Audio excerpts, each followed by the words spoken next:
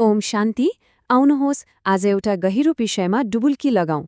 के यस्तो हुन सक्छ कि हामी समयको तीनैवटा काल, भूत, वर्तमान र भविष्यलाई एकैसाथ जान्न सकौं? आज हामी ज्ञान र योगको माध्यमबाट त्रिकालदर्शी बन्नुको यही अद्भुत रहस्यलाई बुझ्नेछौं। आजको मुरलीको मिति हो 12 नोभेम्बर 2025। अब एउटा अनौठो प्रश्नबाट सुरु गरौं।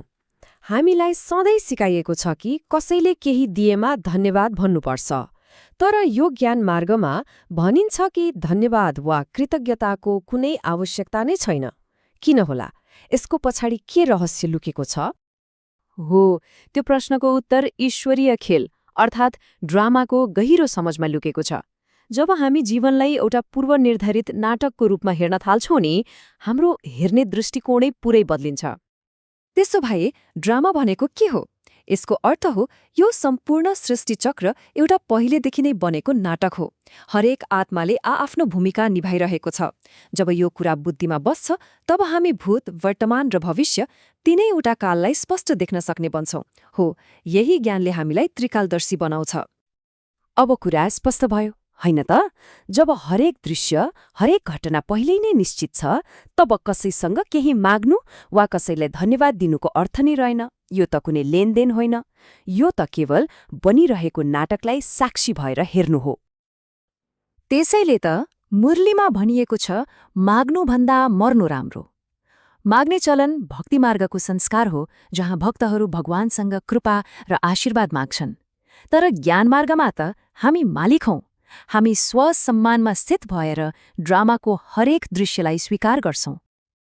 ल, अब हामीले ड्रामालाई त बुझ्यौं। तर यो आध्यात्मिक यात्रामा अगाडि बढ्नका लागि हाम्रा मुख्य साधनहरू के हुन् त?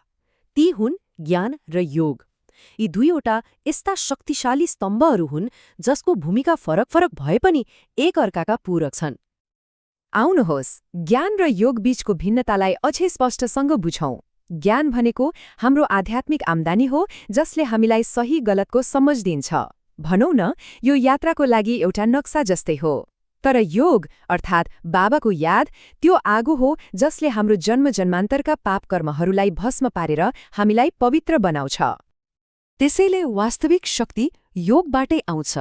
ज्ञान बुझ्न त 1 सेकेन्ड लाग्छ, तर योगमा निरन्तर मेहनत चाहिन्छ। यही यादको शक्तिले नै हामीलाई मायामाथि र विश्वमाथि विजय प्राप्त गराउँछ र हाम्रो आत्मालाई शुद्ध बनाउँछ।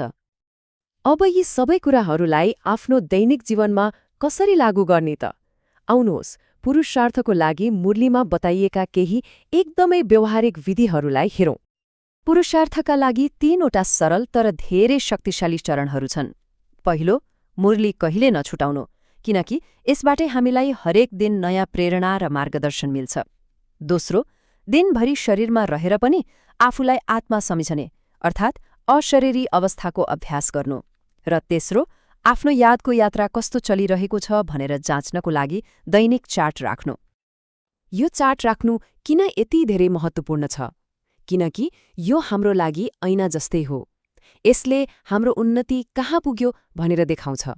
जब हामी आफ्नो यादको समय लेख्छौं, तब हामीलाई थाहा हुन्छ कि जन्म-जन्मान्तरका विकर्महरूलाई समाप्त गर्न कति शक्ति जम्मा भयो। यो आत्म-उन्नतिको सबैभन्दा राम्रो साधन हो। आखिर हाम्रो यो सम्पूर्ण आध्यात्मिक यात्राको अन्तिम लक्ष्य के हो? हामी कहाँबाट आएका हौं र कहाँ जाँदैछौं? आउनुहोस्, पुरानो र नयाँ दुनियाँ बीचको यो भिन्नताले हाम्रो लक्ष्यलाई अझै स्पष्ट पारौं। हाम्रो यात्रा मृत्युलोकबाट अमरपुरीसम्मको हो। अहिले हामी जुन संसारमा छौं, त्यो दुःख, अशान्ति र अपवित्रताले भरिएको छ।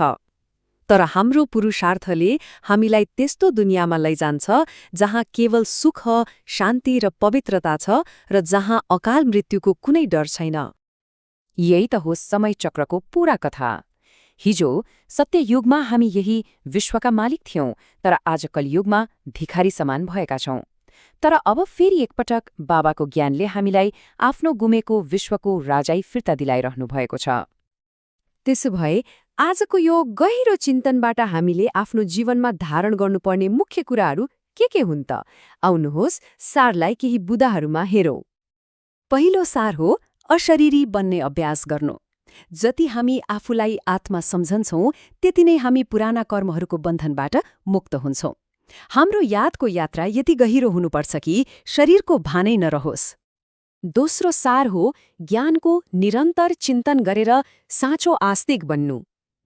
साँचो आस्तिक मतलब एक परमात्मालाई मात्र जान्नु र मान्नु।